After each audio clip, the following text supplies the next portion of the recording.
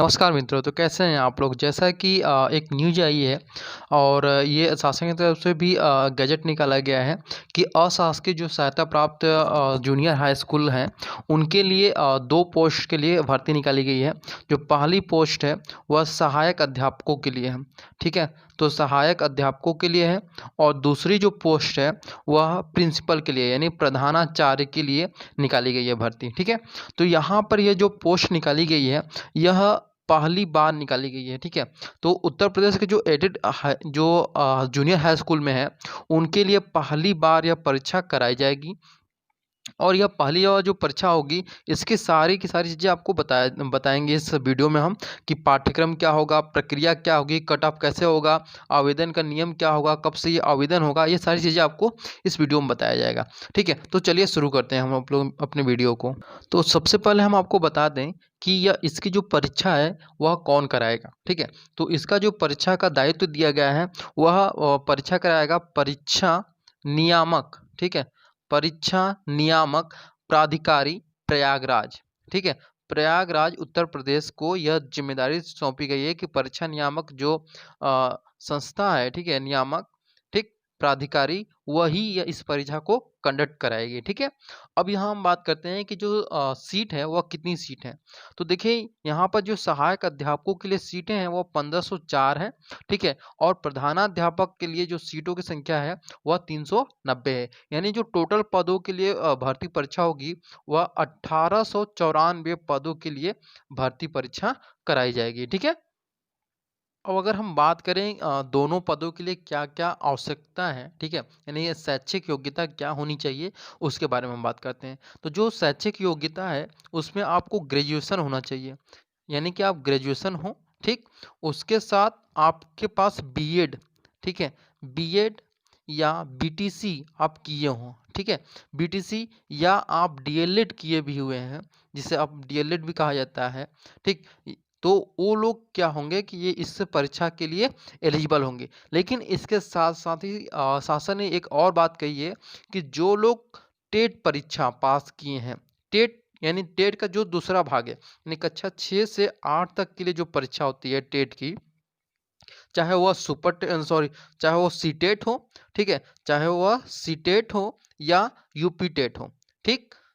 चाहे सीटेट हो या यूपी टेट हो, इस परीक्षा को आपको पास करना ज़रूरी है और वो भी कक्षा 6 से लेके 8 तक की जो परीक्षा कराई जाती है, उसके लिए, ठीक है? तो वो जो परीक्षा वो पास किए हैं, वो सभी लोग इस परीक्षा में बैठने के योग्य हैं, यानी इस परीक्षा को देने के योग्य हैं, ठीक है? इसके बाद अगर हम बात करें एक्सपीरियंस की, तो ठीक है? तो एक्सपीरियंस जो सहायक अध्यापक हैं, उनके लिए कोई एक्सपीरियंस नहीं रखा गया है। हाँ, जो प्रिंसिपल हैं, उनके लिए 5 वर्ष का टीचिंग एक्सपीरियंस रखा गया है कि आपके पास 5 इयर्स का टीचिंग एक्सपीरियंस होना चाहिए, ठीक है? अब अगर हम यहीं पे बात करें ऐज की बात करें, ठीक है? तो जो ऐज है, वह दोनों के लिए अलग-अलग रखा गया है, ठीक है? सहायक अध्यापकों के लिए जो ऐज बाउंडेशन किया गया है, वह 21 वर्ष से लेकर के 40 वर्ष जिसमें कि 5 साल आप आरक्षण मिलता है 5 वर्ष का वो मिला दें तो 45 साल हो गया, ठीक है? उसके बाद अगर हम प्रिंसिपल के लिए बात करें तो यहाँ पर आपको जो ऐज होगा वह आपका होगा 30 से लेकर के 40, ठीक है? 30 से लेके 40 वर्ष ये निर्धारित की गई। जो आरक्षण मिलेगा जिस हिसाब से उस हिसाब से आप लोग ले सकते हैं। आरक्षण के हिसाब से अपने उम्र सीमा बढ़ा सकते हैं, ठीक है? ये तो ऐज की बात हो गई। और एक बात और यहाँ पर बताया गया है कि जो लोग भी इस परीक्षा में बैठेंगे, बहुत सारे लोग जो हैं कि पहले क्या होता था कि बीएड करने से जो ग्रेजुएशन में जिनका बीएड में 50% नहीं है, वो लोग भी इस परीक्षा बीएड कर लेते थे। लेकिन अब क्या है कि जो लोग 50% बीए जो स्नातक नहीं किए होंगे, वो अमान्य घोषित कर दिए जाएँगे, ठीक है? तो ये बात को ध्यान रखिएगा कि बीए या किसी ग्रेजुएशन में आपका 50% होना अनिवार्य है, ठीक है? अगर हम बात करें यहाँ पर कि जो मतलब आपका एक्सपीरियंस है, एक्सपीरियंस की हम लोग बात कर चुके हैं। अब हम लोग पासिंग नंबर की बात करें या किस हिसाब से परीक्षा का प्रकार होगा, तो उसमें हम बात करते हैं, तो जो यह परीक्षा होगा वह एमसीक्यू टाइप का होगा। ठीक है? एमसीक्यू टाइप का एग्ज़ाम होगा आपका, देखिए, जो एमसीक्यू टाइप का होगा वह 150 अंकों की लिखित परीक्षा, यानी कि एमसीक्यू टाइप के एग्जाम होंगे आपके, ठीक है। और यहाँ पे 150 जो नंबर का एग्जाम होगा, वह 150 प्रश्न भी आपके पूछे जाएंगे। 150 प्रश्न रहेंगे और 150 आपके अंक मिलेंगे उस पर। ये सिर्फ सहायक अध्यापकों के लिए है। अगर आप प्रिंसिपल के लिए फॉर्म भर रहे हैं तो यहीं पे आपको क्या हो जाएगा कि आपको 150 अंक का जो एग्जाम होगा वो देना होगा। इसके अलावा आपको 50 प्लस प्लस 50 अंक का एक एग्जाम होगा, जो कि विद्यालय प्रबंधक नाम से जो सिलेबस रहेगा उससे क्वेश्चन आपके पूछे जाएंगे, जो 50 नंबर के होंगे। यानी कि आपको 200 नंबरों का एग्जाम देना होगा, जो प्रिंसिपल के लिए देंगे, और जो सिर्फ सहायक अध्यापक के लिए देंगे, वह सिर्फ 150 अंकों की एग्जाम देंगे। और यह देखिए जो एग्जाम होगा 2 पाली में होगा। पहली पाली में उन लोगों का एग्जाम होगा जो सिर्फ सहायक अध्यापक के फॉर्म भरे होंगे, ठीक है, सहायक अध्यापकों का। और सेकेंड पाली में जो एग्जाम होगा वह प्रिंसिपल का सिर्फ होगा। यानी कि प्रिंसिपल जो होंगे वह अगर वो चाहे तो सहायक अध्यापक का फॉर्म भर सकते हैं या दोनों का। तो अगर जो लोग दोनों का फॉर्म भरे होंगे, वो लोग क्या करेंगे, उनको पहली पाली और दूसरी पाली दोनों में एग्जाम देना ही होगा, ठीक है। तो आई होप आप लोग को यह बातें आपको समझ में आ गई होंगी। अब हम बात करते हैं कि इसका जो पासिंग मार्क्स है वो कितना होगा।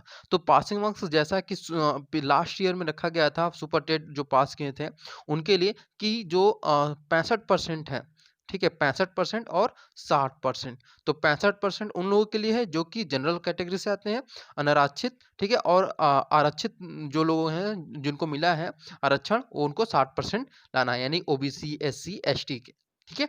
अगर हम बात करें यहाँ पर कि जो मेरिट होगी, वह मेरिट किस हिसाब से तैयार की जाएगी, तो जो आपकी मेरिट होगी वह एकेडमिक प्लस जो 150 नंबर में से, हम सिर्फ सहायक अध्यापक की बात कर रहे हैं, तो 150 नंबर में से जो आप लोग लाए होंगे उसको ऐड करके फिर आपकी क्या होगी, मेरिट को तैयार की जाएगी, ठीक है। तो आई होप आप लोग को ये चीजें भी समझ में होगी कि आपकी मेरिट किस हिसाब से तैयार की जाएगी, यानी आपकी एकेडमिक, यानी हाई स्कूल, इंटर, ग्रेजुएशन और बीएड, ठीक है, ये चारों जोड़ा जाएगा, ठीक। उसके बाद आपको 150% जो अंक प्राप्त प्राप्त किए होंगे उसको ऐड करके फिर आपकी मेरिट तैयार की जाएगी, ठीक है। और यह जो परीक्षा होगा, इसका जो प्रारंभ होगा एग्जाम, मतलब आवेदन, वह आवेदन बहुत ही जल्द, जहां तक उम्मीद है कि फरवरी से इसके आवेदन शुरू कर दिए जाएं, ठीक है। जैसा कि योगी जी ने कहा है कि हमारे 4 वर्ष के कार्यकाल पूर्ण होने पर वह 4 लाख विद्यार्थियों को क्या करेंगे, अभ्यर्थियों को सरकारी नौकरी देंगे। तो उस हिसाब से देखा जाए तो चुनाव नजदीक आ रहे हैं और सारे एग्जाम जल्दी से जल्दी कराने की प्रक्रिया शुरू हो रही है। तो फरवरी से ये आप लोग मान के चलिए कि आपके आवेदन यहाँ से शुरू हो जाएंगे। तो आई होप आप लोग को सारी चीज़ें क्लियर हो गई होंगी। कुछ भी ऐसा नहीं है जो कि आपको बताया नहीं गया हो इस चीज़ों में, ठीक है? और ये तो आज का जो हमारा वीडियो है वो सिर्फ डिपेंड था जो अशासकीय सहायता प्राप्त जूनियर हाई स्कूल के जो भर्ती परीक्षा उस पर। तो आई होप आपको जो भी क्वेश्चन हो आप कमेंट बॉक्स में अपने पूछ सकते हैं। Thank you so much for watching this video.